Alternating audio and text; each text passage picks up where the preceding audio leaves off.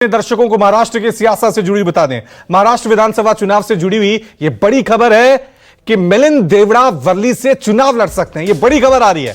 आदित्य ठाकरे के खिलाफ मिलिंद देवड़ा चुनाव लड़ सकते हैं। तो बीजेपी या कहें कि महायुति की तरफ से एक बड़ी चाल चलने की कोशिश, एक बड़ा दांव खेलने की कोशिश यहां पर की जा रही है। शिंदे गुट की तरफ से मिलिंद देवड़ा आदित्य ठाकरे के खिलाफ चुनाव लड़ सकते हैं। यह बड़ी खबर। वर्ली से आदित्य ठाकरे ने नॉमिनेशन फाइल कर दिया है।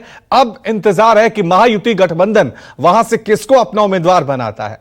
हाल ही में एकनाथ शिंदे की पार्टी में शामिल हुए मिलिंद देवड़ा, कहा यह जा रहा है कि उनको वहां से विधानसभा चुनाव के लिए उम्मीदवार के तौर पे उतारा जा सकता है। देखना यह है कि मिलिंद देवड़ा अगर यहां से चुनाव लड़ते हैं तो यह चुनावी जंग और कितनी दिलचस्प और किस दिशा की तरफ यहां से घूम जाती है, यह देखने वाली बात होगी। एक के बाद एक अपने अपने तरीके से स्ट्रेटजी बनाने की कोशिशें यहां पर की जा रही हैं। दो गठबंधन की महालड़ाई महाराष्ट्र की सियासत में लगातार देखने को मिल रही है। चलिए इस खबर पे और ज्यादा जानकारी के लिए सीधा रुख करते हैं मेरे सहयोगी इंद्रजीत का। इंद्रजीत, ये आदित्य ठाकरे को घेरने की कोशिश महायुति की तरफ से, मिलिंद देवड़ा तैयार है इस चुनावी जंग के लिए?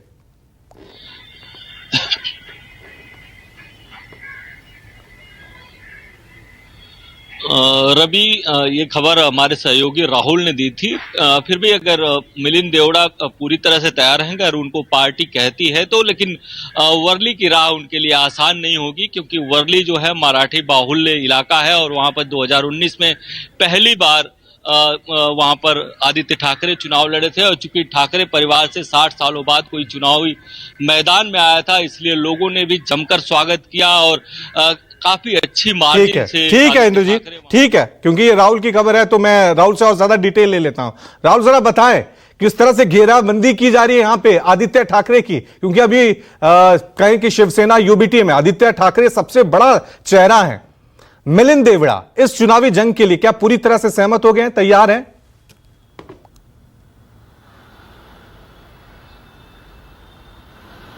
देखिए, वर्ली की लड़ाई जो है इस बार काफी दिलचस्प होने जा रही है। 2019 में मुकाबला जो है आदित्य ठाकरे बनाम एनसीपी के सुशील माने के बीच था, लेकिन 2024 का समीकरण काफी बदल चुका है। 2024 में मुकाबला जो है त्रिकोणीय होगा।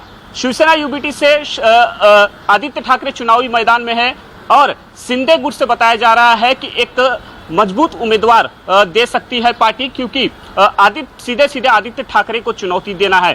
शिंदे गुट कई दिनों से एक बड़े चेहरे की तलाश में थी। अब जो प्रमुखता से नाम सामने आ रहा है वो मिलिंद देवड़ा का नाम सामने आ रहा है। सूत्रों की माने तो 1 से 2 दिनों के अंदर उनके नामों का ऐलान भी जो है वो किया जा सकता है। आपको बता दें कि साल 2019 के विधानसभा चुनाव में जो वर्ली की लड़ाई थी उसमें आदित्य ठाकरे के खिलाफ एनसीपी के सुशील माने जो है वो चुनाव लड़े थे और आदित्य ठाकरे 67,000 वोटों से वो चुनाव जीत गए थे। लेकिन तब महाराष्ट्र नवनिर्माण सेना ने उनके खिलाफ उम्मीदवार नहीं उतारा था और इस बार मनसे ने संदीप देशपांडे को उनके खिलाफ उम्मीदवार उतारा है। ऐसे में अगर मिलिंद देवड़ा चुनाव में उतरते हैं आदित्य ठाकरे के खिलाफ तो निश्चित रूप से वर्ली की विधानसभा सीट जो है वो सबसे हॉट सीट मानी जाएगी, क्योंकि अगर 2024 के लोकसभा चुनाव की बात करें तो इस बार लोकसभा चुनाव में वर्ली विधानसभा सीट से शिवसेना यूबीटी के जो उम्मीदवार थे अरविंद सावंत,